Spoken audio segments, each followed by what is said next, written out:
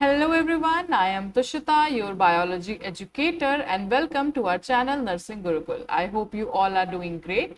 And model paper की इस series में आज हम करने वाले हैं मॉडल पेपर नंबर 10, जो कि इम्पॉर्टेंट है एम्स के BSc nursing and paramedical entrance examination के लिए। अगर आप हिंदी या इंग्लिश किसी भी मीडियम के स्टूडेंट हैं तो ये वीडियो स्पेसिफिकली आप लोगों के लिए है। आज मैं आप लोगों को जो भी क्वेश्चंस यहाँ पे करवाने वाली हूँ, अगर आप लोगों को उनका पीडीएफ चाहिए हो तो आप हमारे टेलीग्राम चैनल नर्सिंग गुरुकुल को ज्वाइन कर सकते हैं। तो क्वेश्चन को स्टार्ट करवाने से पहले मैं आप लोगों को दिखाना चाहती हूँ हमारे 2025 के कुछ टॉपर्स जिन्होंने नर्सिंग गुरुकुल से पढ़ाई करके आज वो बहुत ही अच्छे गवर्नमेंट कॉलेज में एक एश्योर्ड गवर्नमेंट सीट के साथ BSc nursing and paramedical courses जो है वो कर रहे हैं। उसके अलावा अगर आप अपनी प्रिपरेशन को और ज़्यादा अच्छा बनाना चाहते हैं तो आप हमारे ऐप नर्सिंग गुरुकुल को free of cost play store से डाउनलोड कर सकते हैं, जहां पे मिलेगा आपको AIIMS paramedical and AIIMS BSc nursing का कंप्लीट प्रिपरेशन पैकेज, जहां पे आपको मिलेंगे test series, model papers, Telegram support and previous year papers. उसके अलावा अगर आप लोग जो है मेरी मॉडल पेपर की जो ये सीरीज चल रही है इसे फॉलो करना चाहते हैं तो आप हमारे channel YouTube channel nursing Gurukul को सब्सक्राइब कर सकते हैं, और ताकि आप लोगों को डेली अपडेट्स जो है वो मिलते रहे और आप जो है मेरे साथ मिलके क्वेश्चंस को बहुत अच्छे से सॉल्व कर सकें। तो चलिए शुरू करते हैं हमारा क्वेश्चन आज का सबसे फर्स्ट, जो कि है what type of ribosomes are present inside chloroplast and mitochondria. तो हमारा जो ऑप्शन बी आएगा 70s ribosomes, that will be the right answer. ये जो फिनोमिना है ये मेनली क्या होता है बेटा, एक हमारी थ्योरी है एंडोसिम्बायोटिक थ्योरी, ठीक है, एंडोसिम्बायोटिक थ्योरी। अब इसमें क्या है, ये थ्योरी ये सजेस्ट करती है कि जो माइटोकॉन्ड्रिया और क्लोरोप्लास्ट है वो पहले एक फ्री लिविंग प्रोकैरियोटिक बैक्टीरिया थे जिनको एक लार्जर होस्ट सेल ने एनगल्फ कर लिया, और because of this evolutionary origin ये जो है प्रोकैरियोटिक नेचर में है। तो इसी वजह से जैसे बैक्टीरिया होता है और जैसे जो ऑर्गेनेलीज होती है उनकी अपनी सर्कुलर डीएनए और 70s राइबोसोम्स होता है, तो उसी तरीके से इनका भी जो राइबोसोम का आप कह सकते हैं टाइप वो क्या होता है 70s होता है, ठीक है।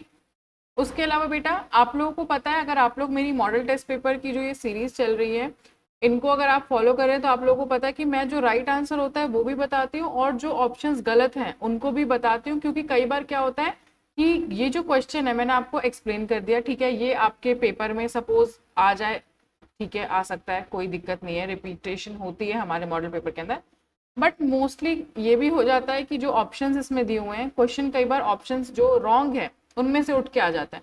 तो हमें क्या है सारे तरीके से जो है प्रिपेयर्ड रहना है, तो इसलिए मैं जो ऑप्शन गलत है उनसे क्या क्वेश्चन बन सकते हैं या उसकी क्या रेलेवेंसी है किसी दूसरे क्वेश्चन के साथ जो उसमें पूछना चाह रहा है वो भी मैं आपको साथ साथ एक्सप्लेन करती जाती हूँ।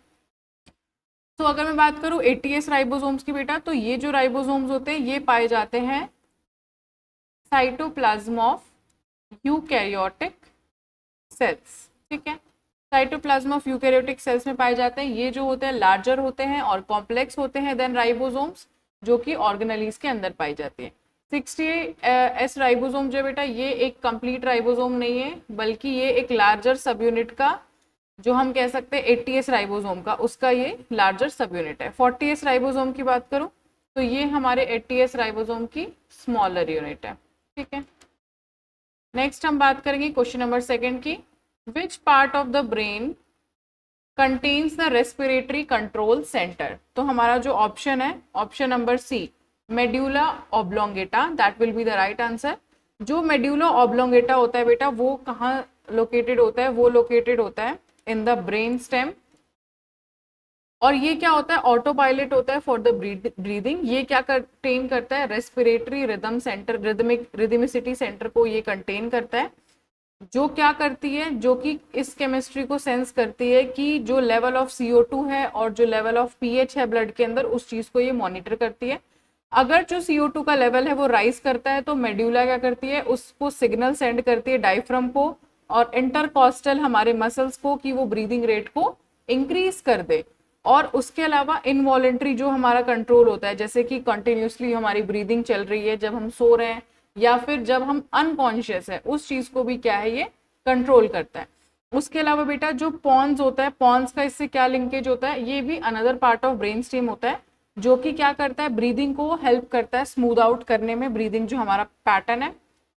अब मैं बात करूँ अगर सेरिबेलम की, बेटा सेरिबेलम जो होता है प्राइमरी रोल होता है इसका मोटर कंट्रोल, मोटर कोऑर्डिनेशन में। उसके अलावा बेटा जो भी बैलेंसिंग का काम होता है, ठीक है, प्रिसीजन का काम होता है कि हम अगर हमें कहीं चलना है, हमें अगर स्ट्रेट लाइन में चलना है तो हम स्ट्रेट लाइन में चल पा रहे हैं नहीं चल पा रहे, उस चीज को कोऑर्डिनेट करना, हमारे जो बैलेंस है उसको मेंटेन करना, वो कौन करता है, सेरिबेलम करता है। सेरिब्रम की बात करूं तो बेटा जो भी हाई लेवल की थिंकिंग है, जैसे सपोज अगर मुझे वॉलेंट्रली अगर कोई थॉट आ रहा है, कॉन्शियस थॉट या फिर कोई मेमोरी की चीज है, या मैं ऐसे अपना हाथ हिलाना चाहती हूँ, मैं हाथ ऐसे ऐसे करना चाहती हूँ, तो मैं अगर कुछ भी कर रही हूँ तो ये मैं जानबूझ के अपने पूरे होशो हवास में कर रही हूँ, तो ये चीज को कौन कंट्रोल कर रहा है, इस चीज को कंट्रोल कर रहा है सेरिब्रम। ठीक है, now if I talk about hypothalamus, तो बेटा जो हाइपोथैलेमस होता है ये बॉडी के थर्मोस्टेट की तरह जो है वो काम करता है। ठीक है, और ये क्या करता है बेटा, रेगुलेट करता है बॉडी के टेम्परेचर को, हंगर को, हमें भूख कितनी लग रही है, या जो भी एंडोक्राइन सिस्टम है। ये भी बेटा ब्रीदिंग को कहीं ना कहीं इफेक्ट करता है, जैसे कि ब्रीदिंग फास्टर हो जाती है जब हम गुस्सा होते हैं या जब हम डरे हुए होते हैं, बट ये प्राइमरी रेस्पिरेटरी सेंटर नहीं है। ठीक है, अब हम चलते हैं नेक्स्ट क्वेश्चन की तरफ। Which nitrogenous base does not belong to the pyrimidine group, तो हमारा जो ऑप्शन डी है adenine, that will be the right answer. बेटा नाइट्रोजनस बेस पेयर जो होते हैं मेनली वो दो पार्ट्स में डिवाइडेड होते हैं, एक होता है हमारा प्यूरिन्स और एक होता है हमारे पिरामिडीन्स। तो बेटा जो प्यूरिन्स होते हैं उसमें क्या होता है, डबल रिंग स्ट्रक्चर होता है, 6 मेंबर्ड जो रिंग होता है वो फ्यूज्ड होते हैं 5 मेंबर्ड रिंग के साथ। ठीक है, जैसे कि इसके अंदर हमारा क्या आता है, एडेनिन आता है और ग्वानिन आता है। ठीक है, अगर मैं पिरामिडीन की बात करूं तो पिरामिडीन में 6 मेंबर्ड रिंग स्ट्रक्चर होता है और इसमें क्या आता है, साइटोसिल, थाइमिन एंड यूरेसिल। अब हमसे क्वेश्चन में क्या पूछा है कि पिरामिडीन ग्रुप में कौन से नहीं आता है, तो हमें पता है साइटोसिल जो है वो पिरामिडीन ग्रुप में, यूरेसिल जो है पिरामिडीन ग्रुप में और थाइमिन जो है वो पिरामिडीन ग्रुप में। तो हमारा बचा क्या, एडेनिन, जो कि हमारा प्यूरिन ग्रुप के अंदर है।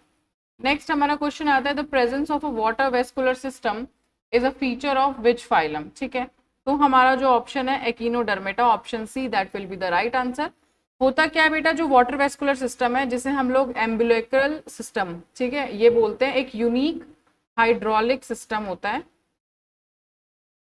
हाइड्रोलिक सिस्टम होता है जो कि पाया जाता है सिर्फ एकिनोडर्म्स में, जैसे कि स्टारफिश या फिर सी अर्चिन्स। और इसमें क्या होता है, एक नेटवर्क होता है कैनाल्स का और ट्यूब फीड का, जो कि यूज करते हैं वो लोग लोकोमोशन करने के लिए, फूड के लिए, या फिर अगर कोई वेस्ट ट्रांसपोर्ट करना है, या फिर किसी रेस्पिरेशन के लिए। पॉरीफेरा की बात करूं बेटा तो ये लोग यूज करते हैं एक कैनाल सिस्टम को वाटर ट्रांसपोर्ट सिस्टम के लिए। इनके अंदर कोई हाइड्रोलिक वेस्कुलर सिस्टम या फिर हम कह सकते हैं कि एक कॉम्प्लेक्स तरह का कोई भी सिस्टम जो है वो नहीं होता है, ये थोड़े सिंपलर ऑर्गेनिज्म होते हैं। मॉलस्क जो होते हैं बेटा वो यूज करते हैं मस्कुलर फुट।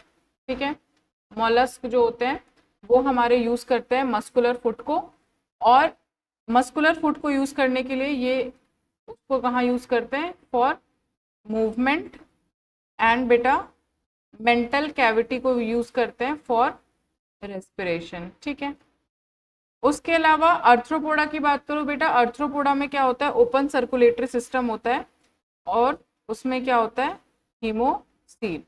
ठीक है, नेक्स्ट क्वेश्चन आता है हमारा, नेक्स्ट क्वेश्चन है हमारा, in which atmospheric layer is the ozone layer mainly located. ठीक है, तो हमारे पास क्या है, 4 ऑप्शन दिए गए हैं, तो हमारे जो 4 ऑप्शन है, troposphere, stratosphere, mesosphere and ionosphere, तो हमारा जो राइट आंसर होगा दैट विल बी स्ट्रेटोस्फेयर। ठीक है, स्ट्रेटोस्फेयर जो है इसमें क्या होता है, जो ओजोन लेयर होता है वो हमारा स्ट्रेटोस्फेयर के विद इन जो है लोकेटेड होता है, और यहाँ पे हमारे को क्या होता है बेटा, करीबन आप मान लो 15 से 35 किलोमीटर अबव जो होता है ये अर्थ सरफेस से होता है, और ये जो है एक वाइटल आप कह सकते हैं शील्ड की तरह काम करता है, क्योंकि ये क्या करता है, एब्जॉर्ब कर लेता है 97 से 99% जो है सन की मीडियम फ्रीक्वेंसी अल्ट्रावायलेट लाइट। ठीक है, जो कि अदरवाइज क्या करती है, अगर ये ना होता तो जो भी लिविंग ऑर्गेनिज्म है उनको ये डैमेज कर देता। ट्रोपोस्फेयर की मैं अगर बात करूं बेटा, ये लोएस्ट लेयर होता है वेयर वॉट वेदर अकर्स, ठीक है। और ओजोन लेयर यहाँ पे ना एक पॉल्यूटेंट या फिर एक स्मोक की तरीके से कंसीडर होता है। फिर मैं बात करूं मीजोस्फेयर की, तो मीजोस्फेयर जो होता है स्ट्रेटोस्फेयर से ऊपर होता है, जहाँ पे टेम्परेचर जो है ड्रॉप हो जाता है सिग्निफिकेंटली, और यहाँ पे बहुत ही लिटिल ओजोन जो है वो प्रेजेंट होता है। आयनोस्फेयर की बात करूं तो एक हाई एल्टीट्यूड लेयर होता है, जहाँ पे जो एटम्स होते हैं वो आयोनाइज्ड होते हैं बाय सोलर रेडिएशन, और इसमें कोई प्रोटेक्टिव ओजोन शील्ड नहीं होती है। फिर हम बात करेंगे क्वेश्चन नंबर 6 की, which enzyme is responsible for transcription of tRNA in eukaryotic organism. हमारा जो ऑप्शन सी है RNA polymerase third, that will be the right answer. जो यूकैरियोटिक्स होते हैं इसमें 3 डिस्टिंक्ट टाइप होते हैं RNA पॉलीमरेज के, RNA पॉलीमरेज 1, 2 एंड 3। जो RNA पॉलीमरेज 1 होता है बेटा वो ट्रांसक्राइब करता है rRNA को, ठीक है, एक्सेप्ट 5S, ठीक है। इसके अलावा RNA पॉलीमरेज सेकेंड जो है वो ट्रांसक्राइब करता है mRNA को, ठीक है, एंड snRNA को। और हमसे पूछा गया था tRNA को, तो RNA पॉलीमरेज थर्ड जो है tRNA को करता है। अगर मैं DNA पॉलीमरेज की बात करूं तो बेटा ये एक ऐसा एंजाइम है जो कि DNA रेप्लिकेशन के लिए हमारा यूज होता है, ना कि ट्रांसक्रिप्शन के लिए, ठीक है। चलते हैं हम नेक्स्ट क्वेश्चन की तरफ। नेक्स्ट क्वेश्चन है हमारा, incomplete double circulation is a characteristics of which group of animals. तो हमारा जो ऑप्शन बी है amphibians and reptiles, that will be the right answer. Incomplete double circulation का मतलब क्या है कि ये ऐसे ऑर्गेनिज्म है एक्सेप्ट क्रोकोडाइल्स जिनका जो हार्ट होता है वो करीबन होता है 3 चैम्बर्ड का, 2 एट्रिया एंड 1 वेंट्रिकल होता है। तो जो ऑक्सीजनेटेड और डीऑक्सीजनेटेड ब्लड जो होते हैं वहां पे मिक्सअप होने लग जाते हैं, क्योंकि यहाँ पे क्या होता है एक सिंगल वेंट्रिकल होता है। और ये डबल क्यों होता है, क्योंकि ब्लड जो है हार्ट से 2 बार पास होता है। बट इनकम्प्लीट क्यों होता है, क्योंकि इसमें क्या होती है ब्लड में मिक्सिंग हो जाती है। फिशेस की बात करूं बेटा, यहाँ पे 2 चैम्बर्ड हार्ट होता है, इसमें सिर्फ सिंगल सर्कुलेशन होती है। बर्ड्स की बात करूं एंड मैमल्स की बात करूं तो इनमें बेटा 4 चैम्बर्ड हार्ट होता है, और जहाँ पे कंप्लीट डबल सर्कुलेशन होती है और जो ऑक्सीजनेटेड और डीऑक्सीजनेटेड ब्लड है वो मिक्सअप नहीं होता है, ठीक है। चलते हैं हम नेक्स्ट क्वेश्चन की तरफ। Question number 8, eight which temperature is germ plasm stored during cryopreservation. तो हमारा जो ऑप्शन ए है -196 degree Celsius, that will be the right answer. Cryopreservation एक ऐसा प्रोसेस है जहाँ पे जो भी ऑर्गेनलीज होती हैं, टिश्यूज होते हैं, सेल्स होते हैं, या कोई भी बायोलॉजिकल कंस्ट्रक्ट होता है वो प्रिजर्व होता है, कैसे, by cooling to very low temperature, ठीक है। और टिपिकली हम इसको क्या करते हैं लिक्विड नाइट्रोजन में स्टोर करते हैं, जो कि हमारा होता है -196 डिग्री सेल्सियस पे। इस एक्सट्रीम टेम्परेचर पे जितनी भी बायोलॉजिकल एक्टिविटी होती है, इंक्लूडिंग अगर कोई बायोकेमिकल रिएक्शन है, अगर कोई सेल डिवीजन है, वो उस टाइम पे कंप्लीटली स्टॉप हो जाती है। तो इस वजह से ये क्या होता है, सैंपल को कई सालों तक स्टोर करने के लिए बिना डीके हुए, बिना खराब हुए अलाउ करता है। 0 डिग्री सेल्सियस की मैं अगर बात करूं तो this is the freezing point of water, ठीक है, जहां पे जो बायोलॉजिकल सैंपल होते हैं स्टिल जो है मेटाबॉलिक प्रोसेस जो है, मेटाबॉलिक एक्टिविटी जो है वो परफॉर्म कर सकते हैं। 100 डिग्री सेल्सियस की बात करूं, -100 डिग्री सेल्सियस की, ये जो है बहुत ही कोल्ड होता है एंड ये इतना स्टेबल, या हम कह सकते हैं इतना लॉन्ग टर्म में आप इसको सस्पेंडेड नहीं रख सकते हैं जितना कि हम लिक्विड नाइट्रोजन के अंदर सस्पेंडेड रख सकते हैं।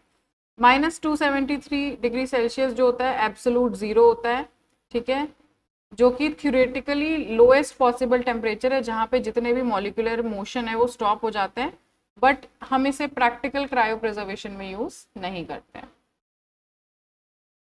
तो हमारा जो क्वेश्चन नंबर 9 है वो है, विच hormone is responsible for ejection of milk during lactation. तो हमारा जो ऑप्शन बी है ऑक्सीटोसिन, ठीक है, इसे हम लोग मिल्क इजेक्शन या फिर लेट डाउन हार्मोन भी बोलते हैं। जब बेबी जो है एक व्हेन अ बेबी सक्ल्स, तो जो सेंसरी इंपल्सेस होते हैं वो बेटा हाइपोथैलेमस में चले जाते हैं, तो वो क्या करता है पोस्टीरियर पिट्यूटरी को ट्रिगर करता है कि भाई ऑक्सीटोसिन को अब रिलीज करो, और ये हार्मोन क्या करता है कॉन्ट्रैक्शन करता है मायो एपिथेलियल सेल्स की, जो कि सराउंड करते हैं मेमोरी एल्व्यूलाई को, ठीक है, जिसकी वजह से जो स्क्वीजिंग होती है मिल्क की वो डक्ट में हो जाती है। प्रोलैक्टिन की मैं अगर बात करूं, ये बेटा प्रोडक्शन के लिए यानी कि मिल्क की प्रोडक्शन के लिए इंपॉर्टेंट होता है, ठीक है, नॉट इट्स इजेक्शन। यानी कि प्रोलैक्टिन अगर मिल्क को प्रोड्यूस करता है तो ऑक्सीटोसिन क्या करता है, उसे रिलीज में हेल्प करता है। प्रोजेस्ट्रॉन एंड एस्ट्रोजन की मैं अगर बात करूं तो ये जो हार्मोन है ये क्या करते हैं, डेवलपमेंट जो भी होता है, ठीक है, मेमोरी ग्लैंड्स का जो भी डेवलपमेंट होता है ड्यूरिंग प्रेगनेंसी उसमें ये हेल्प करते हैं, ठीक है। बट एक्चुअली ये क्या करते हैं, मिल्क सिक्रीशन को इनहिबिट करते हैं, ठीक है। कब तक, अंटिल आफ्टर बर्थ। फिर हम चलते हैं नेक्स्ट क्वेश्चन की तरफ। नेक्स्ट क्वेश्चन है हमारा, what is the infective stage of ascaris in human beings. तो हमारा जो ऑप्शन फर्स्ट है embryonated egg, that will be the right answer. Ascaris lumbricoides जो होता है एक जाइंट इंटेस्टिनल राउंड वर्म होता है। इन्फेक्शन जो कब होता है, कभी भी अगर कोई ह्यूमन जो है जिसने फूड कंज्यूम कर लिया या वाटर कंज्यूम कर लिया कंटामिनेटेड विद एम्ब्रियोनेटेड एग्स, तो उसमें क्या होता है कंटेनिंग, जिसमें हमारा क्या होता है L2 लार्वा, यानी सेकेंड स्टेज का अगर लार्वा है उसके अंदर, और जैसे ही वो स्वेलो होता है तो जो एग्स है वो हैच हो जाते हैं इन स्मॉल इंटेस्टाइन, और जो लार्वा है वो क्या हो जाता है, माइग्रेशन करने लगता है through heart and lungs before returning to the intestine to mature. यानी कि वो मेच्योर होने से पहले क्या करता है, वहां पे हार्ट और लंग्स में पहुंच जाता है। बेटा जो फिलेरी फॉर्म लार्वा होता है ये इन्फेक्टिव स्टेज होता है फॉर हुकवर्म्स, ठीक है, नॉट एस्कैरिस। उसके बाद अगर मैं बात करूं रैबिडिटी फॉर्म लार्वा जो होता है ये फर्स्ट स्टेज होता है larva that hatches from the egg, ठीक है, और ये जो है इन्फेक्टिव नहीं होता है टू ह्यूमंस अंटिल ये जो है एग के अंदर मोल्ड ना हो जाए। एडल्ट वर्म की बात करूं तो जो एडल्ट होते हैं lives in the intestine, but ये जो है इन्फेक्ट नहीं कर सकते न्यू होस्ट को डायरेक्टली। जो लाइफ साइकिल है वो सॉइल एग स्टेज से पास होना जरूरी है, ठीक है।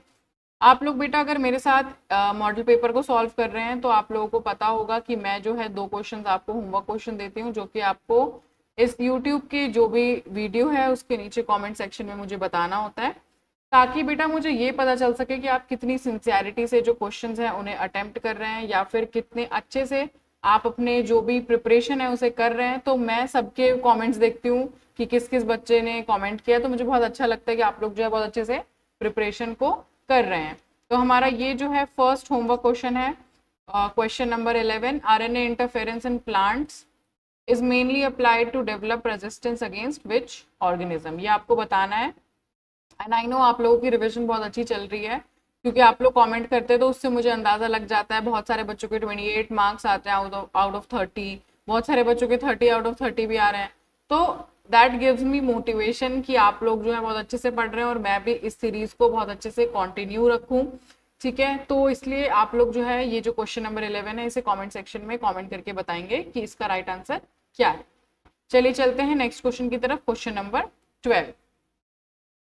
क्वेश्चन नंबर 12 है बेटा हमारा, Leydig cells in the testis secrete which category of hormones, ठीक है। तो हमारा जो ऑप्शन बी है androgen, that will be the right answer. Leydig cell जो होता है जिसे हम लोग इंटरस्टिशियल सेल्स भी बोलते हैं, ठीक है, ये जो होता है ये लोकेटेड होता है in the connective tissue surrounding the seminiferous tubules in the testis, और under the influence of luteinizing hormone from the pituitary ये क्या करते हैं, ये प्रोड्यूस करते हैं male sex hormones, primarily testosterone जो कि बिलोंग करता है एंड्रोजन ग्रुप से। एस्ट्रोजन की बात करो बेटा ये प्राइमरी फीमेल सेक्स हार्मोन्स हैं, ठीक है, प्रोड्यूस्ड होते हैं ओवरी से। प्रोजेस्टिन्स की बात करूं तो ये प्रोजेस्ट्रॉन के जैसे ही होते हैं, ये भी फीमेल के अगर मेंस्ट्रुअल साइकिल और प्रेगनेंसी में क्या होता है इनका इन्वॉल्वमेंट होता है। ग्लूकोकॉर्टिकॉइड्स की बात करूं तो कॉर्टिसोल की तरह ये भी क्या होते हैं, एड्रिनल कॉर्टेक्स द्वारा सिक्रीट किए जाते हैं, ठीक है, और ये जो है ग्लूकोज की मेटाबॉलिज्म में और स्ट्रेस रिस्पॉन्स में इन्वॉल्व होते हैं। नेक्स्ट क्वेश्चन है हमारा, what is the process called in which glucose is converted into pyruvate. तो हमारा जो ऑप्शन ए है glycolysis, that will be the right answer. Glycolysis क्या होता है बेटा हमारा कि स्प्लिटिंग होता है जो भी हमारी ग्लूकोज है उसकी, ठीक है, यानी कि एक 6 कार्बन कंटेनिंग जो कंपाउंड होता है वो अल्टीमेटली 3 कार्बन कंटेनिंग कंपाउंड में ब्रेक डाउन हो जाता है।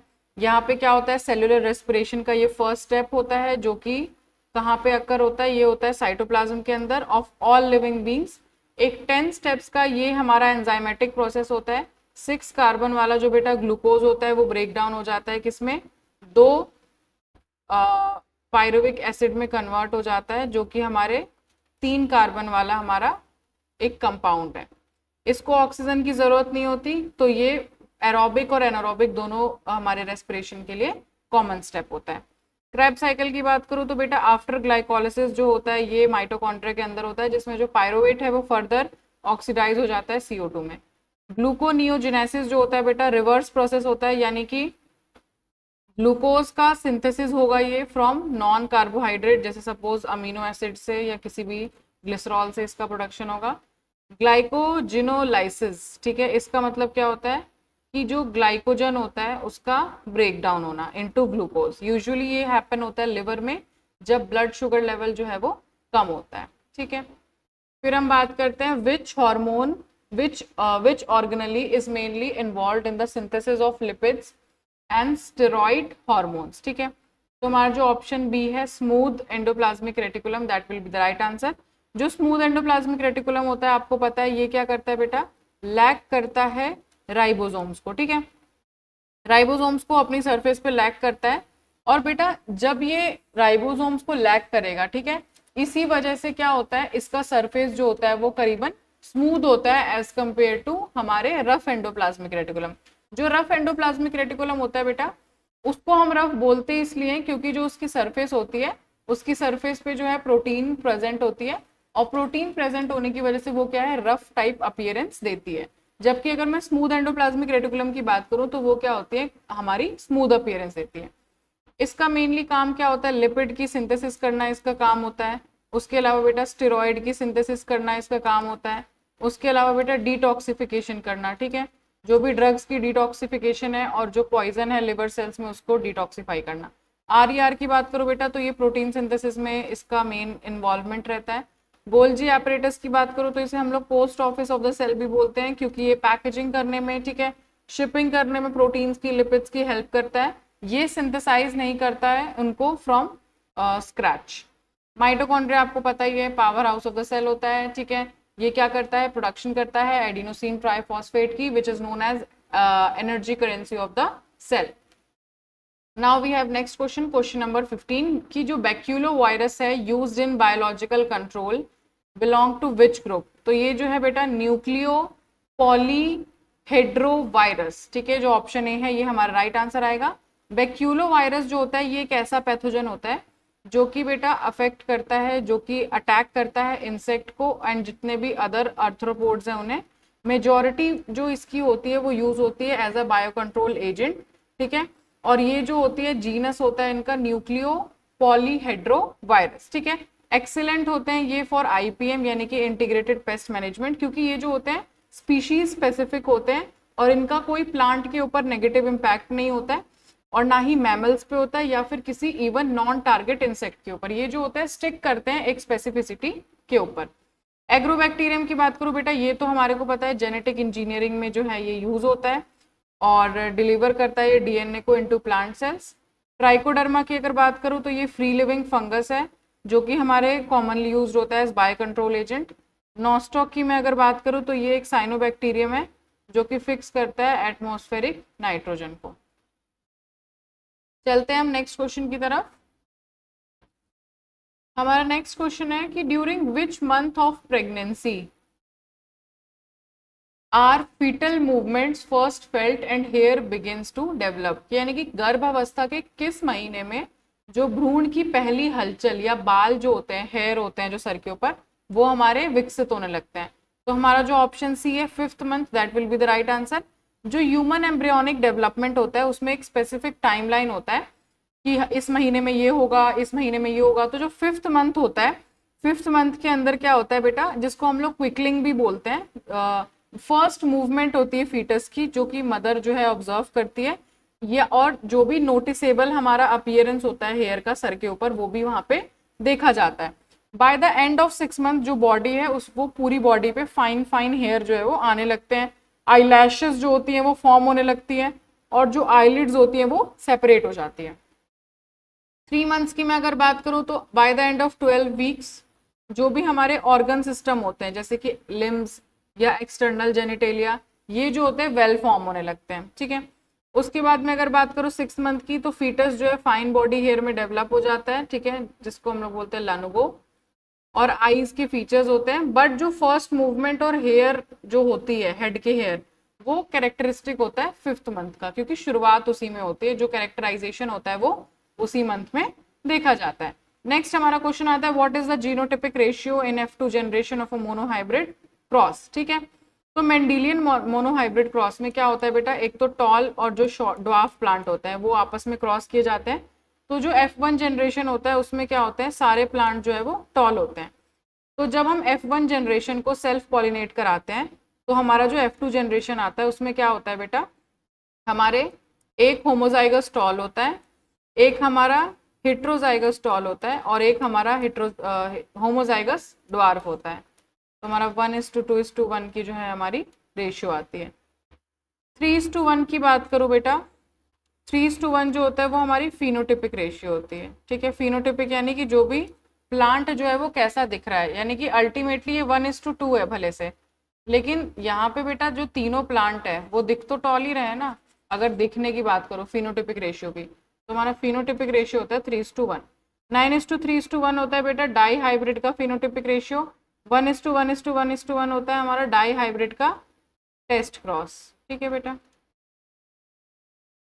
नेक्स्ट चलते हैं हम नेक्स्ट क्वेश्चन की तरफ, question number 18। Hirudin protein was produced in the seeds of which genetically modified plant. तो हमारा जो ऑप्शन है, option number A, brassica napus, that will be the right answer. Hirudin जो होता है एक प्रोटीन होता है जो नेचुरली जो लीचेज होते हैं ना उसकी सलाइवरी ग्लैंड में प्रेजेंट होता है, और ब्लड क्लॉटिंग को क्या करता है, ये प्रिवेंट करता है। तो साइंटिस्ट ने क्या किया, इसको सिंथेसाइज कर लिया केमिकली डिजाइन जीन को फॉर हिरोडीन, और इसको ट्रांसफर कर दिया ब्रासिका नापुस में, जिसे हम लोग बोलते हैं बेटा मस्टर्ड, जो हमारा सरसों होता है, या हम लोग बोलते हैं रैपसीड। ये जो प्रोटीन होता है एक्यूमुलेट होता है सीड के अंदर, जो कि प्रोसेस होता है to extract and purify hirudin for medical uses. BT की बात करूं, बैसिलस थ्यूरेजेनेसिस, ये आपको पता है बैक्टीरियम होता है जो कि प्रोड्यूस करता है बीटी टॉक्सिन, और ये क्या होता है, इंसेक्ट रेजिस्टेंस होता है, नॉट अ प्लांट। एग्रोबैक्टीरियम की बात करूं, मैं जस्ट आपको बता के आई हूँ कि ये जो है एक जीनस होता है बैक्टीरिया का, जो कि यूज होता है एज अ वेक्टर, ताकि जीन्स जो है प्लांट में डिलीवर की जा सके। मेलिडोगाइन इनकॉग्निटा जो होता है बेटा एक नीमाटोड है, जो कि टबैको के जो हमारे रूट्स होते हैं उनको इन्फेक्ट करता है, ठीक है। ये हमारा क्या होता है, एक मेनली पैरासिटिक वर्म होता है, ठीक है। नेक्स्ट हमारा क्वेश्चन आता है question number 19। Which structure enables bacteria to attach to surfaces or host tissue। तो हमारा जो ऑप्शन बी है fimbriae, that will be the right answer. Fimbriae जो होता है बेटा एक स्मॉल ब्रिसल लाइक फाइबर होता है, जो कि स्प्राउटिंग आउट होता है एक बैक्टीरिया सेल सरफेस से, यानी कि अगर ये बैक्टीरिया का सेल सरफेस है तो इससे क्या होता है, ये बाहर की तरफ निकलता रहता है। ये क्या करता है, बैक्टीरिया को अलाउ करता है कि ये किसी भी, अगर कोई भी पत्थर आ गया सपोज, तो उससे क्या करे, ये स्टिक हो जाए, ठीक है, या फिर किसी भी होस्ट टिश्यू से, ठीक है। अब मैं अगर बात करूं मीजोजोम की बेटा, मीजोजोम जो होता है एक्सटेंशन होता है, ये प्लाज्मा मेम्ब्रेन के अंदर, सेल के अंदर जो प्लाज्मा मेम्ब्रेन होता है उसकी एक्सटेंशन होती है, और ये सेल वॉल की फॉर्मेशन में प्राइमरी इसका रोल होता है, डीएनए रेप्लिकेशन में, या फिर इसका रेस्पिरेशन के अंदर रोल होता है। फ्लैजिला की बात करूं, लॉन्ग विप लाइक स्ट्रक्चर होता है, जो कि मेनली क्या काम में आता है, मोटिलिटी प्रोवाइड करता है, नॉट फॉर अटैचमेंट। हमसे पूछा गया है अटैच। प्लाज्मिड की बात करूं, small circular extra chromosomal DNA होता है, ठीक है, इनके पास होता है, और ये क्या करते हैं, एंटीबायोटिक रेजिस्टेंस जीन जो है ये जनरली कैरी करते हैं, ठीक है, एंटीबायोटिक रेजिस्टेंस जीन, ठीक है। फिर नेक्स्ट क्वेश्चन की तरफ चलते हैं, question number 20। Which white blood cells show strong phagocytic activity. तो हमारा जो ऑप्शन सी है, neutrophils and monocyte, that will be the right answer. Phagocytosis होता क्या है कि एक ऐसा प्रोसेस है जिसमें क्या होता है, एनगल्फिंग हो जाती है कोई भी फॉरेन बैक्टीरिया, जो हमारा फॉरेन पार्टिकल्स है सपोज जैसे बैक्टीरिया, तो उसको क्या करते हैं, सेल जो है वो एनगल्फ कर लेता है। तो न्यूट्रोफिल्स जो होता है हमारा मोस्ट अबंडेंट WBC है, ठीक है, अबंडेंट होगा, जो कि फर्स्ट रिस्पॉन्डर की तरह काम करता है कोई भी अगर इन्फेक्शन उसके पास आ रहा है। और बेटा मोनोसाइट्स क्या करते हैं, ये क्या करते हैं, ब्लड में सर्कुलेट हो जाते हैं और माइग्रेट कर देते हैं इनटू टिश्यूज, ताकि वो मैक्रोफेजेस जो है वो उसमें कन्वर्ट हो जाए। मोस्ट हमारा फेगोसिटिक सेल्स जो होता है वो बॉडी में ये होता है। इजनोफिल्स और बेजोफिल्स की बात करो तो ये जो है पैरासिटिक इन्फेक्शन से फाइट करते हैं, ठीक है, और ये इन्वॉल्व होते हैं हमारे एलर्जिक रिएक्शन में। और जो बेजोफिल होता है वो सिक्रिएट करता है हिस्टामिन और हेपारिन को, बट ये प्राइमरीली फेगोसाइटिक नहीं होता है। फिर बात करूं बेटा मैं लिम्फोसाइट्स की। जो हमारा लिम्फोसाइट्स होता है, हमारा जो लिम्फोसाइट्स होता है बेटा वो इन्वॉल्व होता है स्पेसिफिक इम्यून रिस्पॉन्स में। जैसे कि जो बी सेल्स होते हैं वो एंटीबॉडीज को बनाते हैं, टी सेल्स जो होते हैं वो इन्फेक्टेड सेल को किल करते हैं, रादर देन किसी भी पैथोजन को डायरेक्टली ईट करने के अलावा। नेक्स्ट क्वेश्चन है हमारा question number 21, which of the following acts as stop codon during protein synthesis. तो हमारा जो ऑप्शन बी है यूएजी। देखो बेटा टोटल हमारे 64 कोडोन होते हैं, जिसमें से हमारे 61 जो है वो अमीनो एसिड के लिए कोड करते हैं और 3 जो है वो स्टॉप कोडोन की तरह काम करते हैं, जिसमें हमारा एक होता है यूएजी, एक होता है यूएए एंड एक हमारा होता है यूजीए। तो ये जो होता है जब राइबोसोम से एनकाउंटर होते हैं इनसे, तो प्रोटीन चेंज जो है वो रिलीज हो जाती है और जो हमारी कोडिंग होती है वो उस वक्त पे बंद हो जाती है। एयूजी बेटा आपको पता है ये स्टार्ट कोडोन होता है और ये क्या है, मेथियोनिन के लिए कोड करता है। यूजीजी की मैं अगर बात करूं तो ये एक रेगुलर कोडोन है जो कि कोड करता है हमारे अमीनो एसिड ट्रिप्टोफैन के लिए। अगर मैं बात करूं यूएसी की तो ये जो है अमीनो एसिड टायरोसिन के लिए कोड करता है। नेक्स्ट हमारा क्वेश्चन आता है question number 22, mycorrhiza represents a symbiotic association between which organism. तो हमारा जो ऑप्शन बी है फंजाई एंड प्लांट रूट, ये हमारा प्लांट रूट, ये हमारा राइट आंसर होगा। माइकोराइजा जो होता है लिटरली फंगस रूट होता है, एक म्यूचुअल रिलेशनशिप बेटा शो करता है। फंगस को क्या फायदा होता है कि इसको मिल जाता है, एक जो प्लांट होता है वो फंगस को क्या प्रोवाइड करती है, एनर्जी रिच शुगर प्रोवाइड करती है, जो कि वो फोटोसिंथेसिस के दौरान जो है प्रोड्यूस करती है। और प्लांट को क्या फायदा मिलता है कि जो भी फंगल हाइफे होता है वो सॉइल में पूरी अच्छी तरीके से स्प्रेड हो जाती है, तो जितने भी वाटर की मिनरल्स की एब्जॉर्प्शन है, स्पेसिफिकली फॉस्फोरस की, ठीक है, उसको ये क्या है करने में हेल्प करती है। एल्गी एंड फंजाई की बात करो बेटा लाइकन बोलते हैं इसे, ये एक सिम्बायोटिक एसोसिएशन है। बैक्टीरिया एंड लेग्यूम्स की बात करो तो ये स्पेसिफिकली नाइट्रोजन फिक्सिंग बैक्टीरिया जैसे कि हमारे rhizobium. Algae and higher plant जो होते हैं ये कोई standard recognise symbiotic association show नहीं करते हैं जैसे कि हमारे माइकोराइजा, क्योंकि जो एल्गी होते हैं वो इंडिपेंडेंट होते हैं, उन्हें किसी की जरूरत नहीं होती, सेल्फ इंडिपेंडेंट। फिर हम बात करते हैं क्वेश्चन नंबर 23 की, the term biodiversity was popularised by which scientist. किस साइंटिस्ट ने जो बायोडाइवर्सिटी का जो टर्म है, किस वैज्ञानिक ने उसको लोकप्रिय बनाया, जैव विविधता के जो हमारा टर्म है। तो हमारा जो एडवर्ड विल्सन है, टेक्निकली जो कॉइंड बहुत पहले हो गया था, एडवर्ड विल्सन ने जो है उन्होंने इसको पॉपुलराइज किया था, क्योंकि हमसे क्वेश्चन में पूछा कि पॉपुलराइज किसने किया है, क्योंकि उन्होंने क्या किया बेटा, डिस्क्राइब किया combined diversity at all levels, ठीक है, जितने भी हमारे बायोलॉजिकल ऑर्गेनाइजेशन है, जैसे कि आप लगा लो मैक्रोमोलिक्यूल्स जो होते हैं सेल्स के अंदर, टू जीन, स्पीशीज, इकोसिस्टम, सभी के अंदर जो है उनको ये इन्होंने वहां पे कंबाइंड डाइवर्सिटी शो की, ठीक है, इसीलिए हम इन्हें क्या है फादर ऑफ बायोडाइवर्सिटी भी बोलते हैं, ठीक है। पॉल एनरिच की बात करो तो इन्होंने बेटा रिवर पॉपर जो हाइपोथेसिस है, ठीक है, वो दी है, और इन्होंने ये बताया कि जो स्पीशीज लॉस होता है इकोसिस्टम के अंदर वो किस तरीके से हमारा होता है, ठीक है। फिर हमारे आते हैं नेक्स्ट क्वेश्चन नंबर 24। उसके अलावा ऐसे बेटा डेविड टिलमन जो है लॉन्ग टर्म में इन्होंने इकोसिस्टम की एक्सपेरिमेंट की थी और उन्होंने शो किया था प्लॉट्स विद मोर स्पीशीज जो कि लेस हो जा रहे हैं year two year variation in total biomass. Robert मे की बात करूं तो ये साइंटिस्ट है जिन्होंने ग्लोबल एस्टिमेट दिया था स्पीशीज डाइवर्सिटी का कि करीबन 7 मिलियन जो है वो इनका नंबर है। नेक्स्ट बात करूं मैं क्वेश्चन नंबर 24 की, which part of the fallopian tube lies closest to the ovary. तो हमारा जो ऑप्शन सी है infundibulum, that will be the right answer. जो फेलोपियन ट्यूब होता है उसके 3 पार्ट होते हैं, एक होता है इनफंडिबुलम जो कि बेटा हमारा होता है फनल शेप का, ठीक है, फनल शेप का होता है और ओवरी से बिल्कुल पास में होता है। इसमें बेटा फिंगर लाइक प्रोजेक्शंस होते हैं जिसे हम लोग बोलते हैं फिम्ब्री, जो कि कलेक्ट करता है ओवम को आफ्टर ओव्यूलेशन। इस्थमस की बात करूं तो ये लास्ट नैरो पार्ट होता है जो कि ज्वाइन करता है ओविडक्ट को यूट्रस के साथ। एम्पुला की बात करूं, एम्पुला जो होता है वाइडर हमारा मिडल पोर्शन होता है ऑफ फेलोपियन ट्यूब जहां पे फर्टिलाइजेशन एक्चुअली होता है। सर्विक्स की बात करूं तो ये लोअर पार्ट होता है यूट्रस का जो कि बेटा ओपन होता है इनटू वेजाइना, ठीक है, ये फेलोपियन ट्यूब का पार्ट नहीं होता है। क्वेश्चन नंबर 25 की बात करूं, in BT cotton what does BT stand for. आपको मैं जस्ट अभी अभी अगर आप लोग मेरे साथ मिलके क्वेश्चन बहुत अच्छे से सॉल्व कर रहे हैं तो आधे क्वेश्चंस तो ऑप्शन के अंदर ही सॉल्व हो जाते हैं। मैं जब आपको ऊपर समझा रही थी तो मैंने आपको बताया था ना, बीटी क्या होता है बेटा, बैसिलस थ्यूरिंजिनेसिस, एक हमारा सॉइल का बैक्टीरिया होता है जो नेचुरली टॉक्सिक प्रोटीन जो है उसको प्रोड्यूस करता है जिसे हम लोग बोलते हैं क्राई प्रोटीन। तो अगर कोई भी इंसेक्ट जो होता है जैसे बॉल वर्म, जैसे ही वो उसको प्लांट को बाइट करता है, प्लांट के ऊपर अगर फीड करने की कोशिश करता है तो प्लांट जो है क्या रिलीज कर देती है, क्राई प्रोटीन जो है वो एक्टिव आ जाती है, एक्टिव हो जाती है, जिसकी वजह से जो हमारा बॉल वर्म्स है या कोई भी जो स्पेसिफिक इंसेक्ट है वो उसकी डेथ हो जाती है। अदर ऑप्शंस जो है वो हमारे इनकरेक्ट है। फिर हम बात करते हैं नेक्स्ट क्वेश्चन की, question number 26, which hormone is responsible for increasing calcium levels in the blood. Option B जो है हमारा पैराथायरॉइड हार्मोन, ये हमारा राइट आंसर होगा।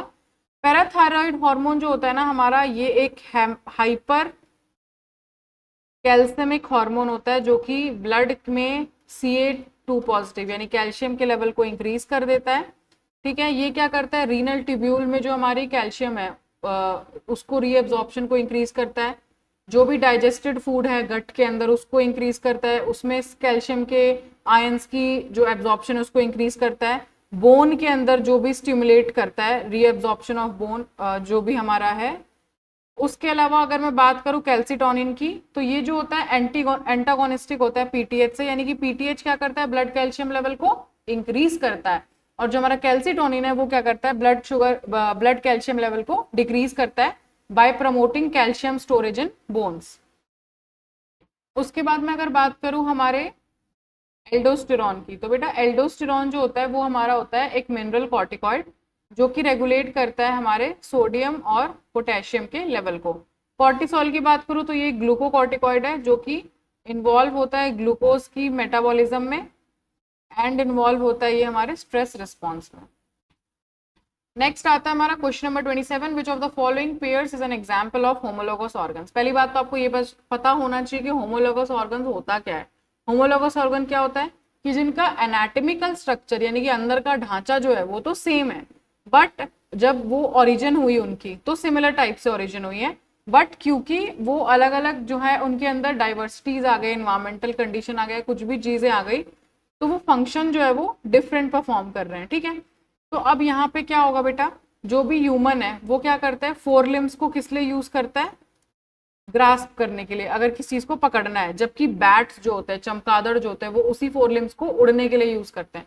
बेटा जो उनका बेसिक ढांचा है, ओरिजिन जो है वो तो सेम है, लेकिन वो फंक्शंस जो है क्या है, वो डिफरेंट परफॉर्म करते हैं। इनके अंदर हमारा जो ऑप्शन है, ऑप्शन नंबर बी, वो हमारा राइट आंसर आएगा। जो भी बेटा उनके अंदर ह्यूमरस, रेडियस अल्ना, ठीक है, कार्पल्स, मेटाकार्पल्स, फेलेंजेस, ये सब कुछ दोनों में कॉमन होते हैं।